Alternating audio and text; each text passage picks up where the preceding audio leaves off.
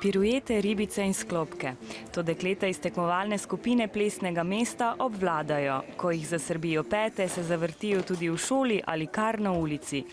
Prav z ulice namreč ulični ples ali street dance, kot pove že njegovo ime, izvira. Street dance je mešanica različnih plesov. To so disco dance, jazz, break dance, hip-hop.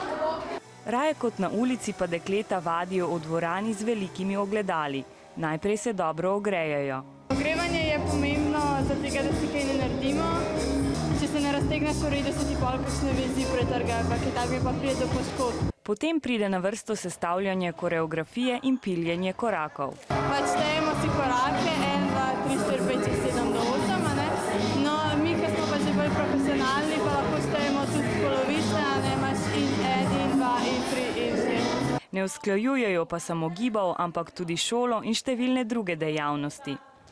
Po šoli grem takoj delati nalogo in se učiti in potem grem na trening. Odpovedujem se igranju igric na računalniku, Facebook, muzika. Vse za lebdenje nad parketom. Večina skoraj 30-članske skupine skupaj vztraja že kar 5 let. Ples je moje življenje, ne? In brez plesa bi jaz bila, ne vem, nekdo, ki ga sploh ne poznam. Ne?